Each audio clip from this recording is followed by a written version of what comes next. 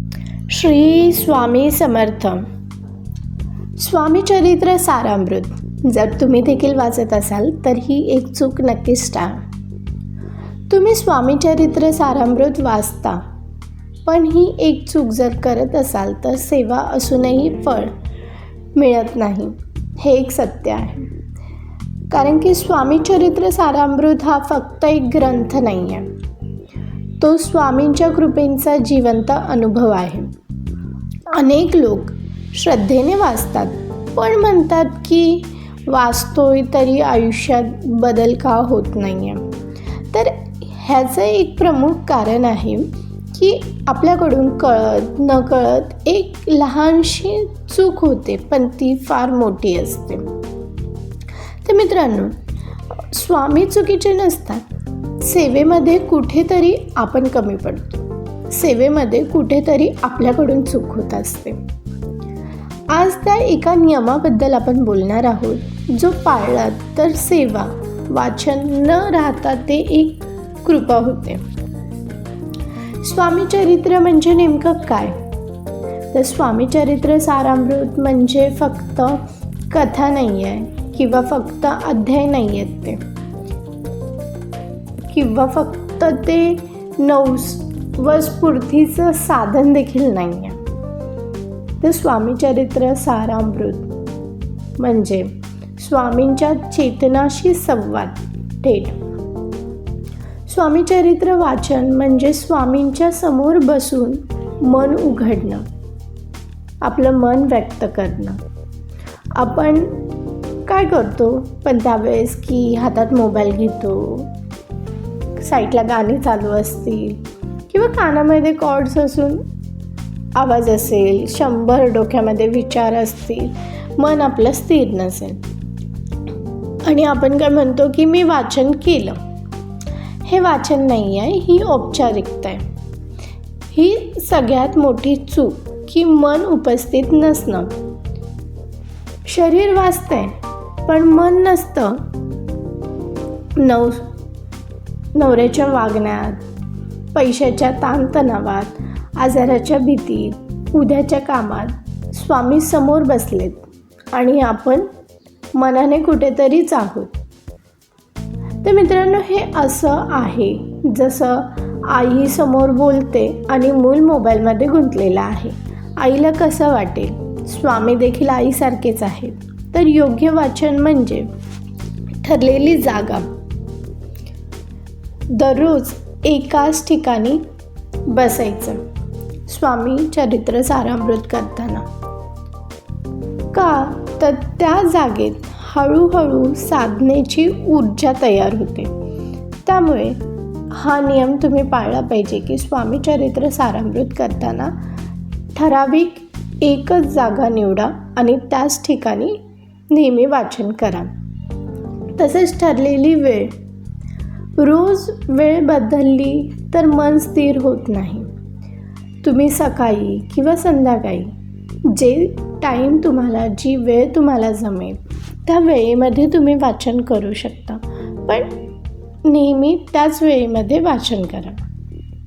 तिसरा नियम म्हणजे वाचनाआधी 2 मिनिटे शांत बसा.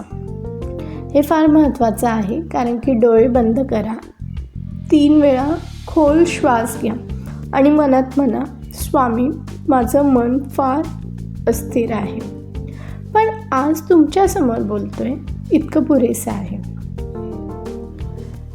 कारण की जर तुम्ही शांत बसून 2 मिनटं डोळे बंद करून 3 खोल श्वास घेतले तर तुम्हाला देखील लगेचच जाणवेल की तुमचं मन स्थिर झालं.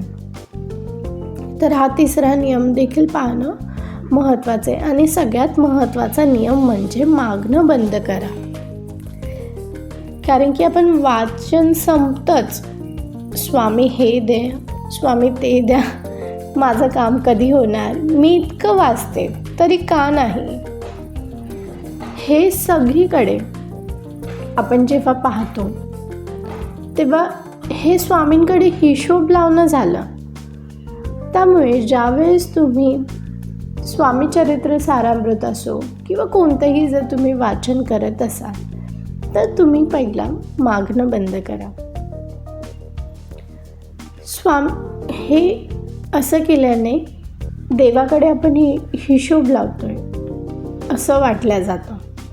त्यामुळे स्वामी व्यवहार करत नाही आहेत, तर ते परिवर्तन करतात माणसांमध्ये, लोकांमध्ये. योग्य भाव ठेवा. वाचनानंतर फक्त एवढंच बोला की स्वामी, माझ्यात जे चुकीचं आहे ते आधी बदल. कारण की मन जर स्थिर झालं, मन बदललं, तर परिस्थिती आपोआप बदलते. सेवेला फळ कसं मिळवायला सुरुवात होते ते म्हणजे स्वामी कृपा लगेचच पैसे, नोकरी, सुख देत नाही, तर ते आधी आपली परीक्षा पाहत असतं. त्यामुळे जर मन जर स्थिर झालं तर परिस्थितीमध्ये देखील आपण स्थिर राहू शकतो. संयम, शांतता, सहनशीलता, योग्य लोकांपासून अंतर, हे जर लक्षात जर ठेवलं तर हीच खरी कृपा आहे. जो मन शांत करतो त्याचं आयुष्य स्वामी आपोआप सांभाळतात.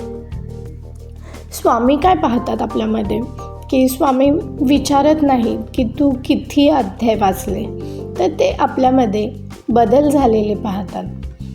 ते बदल म्हणजे राग कमी झाला आहे का, अहंकार कमी झाला आहे का, इतरांना माफ करण्याची ताकद आली आहे का. जर तुमचं उत्तर हो असेल तर समजा की सेवा तुमची स्वीकारली आहे. कारण की ज्या वेळेस आपण भक्तिभाव करतो, स्वामी सेवा करतो, त्यावेळेस आपलं मनामध्ये अहंकार कुठल्याही गोष्टीचा नसला पाहिजे, राग कमी असला पाहिजे, सहनशीलता असली पाहिजे. मग आपलं आयुष्य सकारात्मक गोष्टींकडे आपोआप स्वामी नेतात. तर मित्रांनो, स्वामी उशीर करत नाही आहेत, आपणच तयार नसतो. स्वामी शांत आहेत, पण ते कोणालाही भक्तांना दुर्लक्ष करत नाहीत कोणावरही. आजपासून जर तुम्ही स्वामी चरित्र वाचन मनाने केलं तर मागणेही नाही, स्वामीच म्हणतात की तू माझा हो, मी तुझं सगळं बघतो. त्यामुळे फक्त स्थिर मनाने शांत होऊन मनापासून वाचन करा. स्वामी तुमची इच्छा लवकरच पूर्ण करतात. स्वामी चरित्र सारामृत वाचन ही फक्त एक वाचनाची क्रिया नाही आहे, तर ती स्वामींच्या चरणी केलेली एक सेवा आहे. येथेच अनेक जण एक चूक करतात की वाचन केलं म्हणजे फळ मिळेलच असा समज असतो. पण स्वामी स्पष्ट सांगतात की सेवेत नियम, शुद्धता आणि भाव हे असायलाच हवे.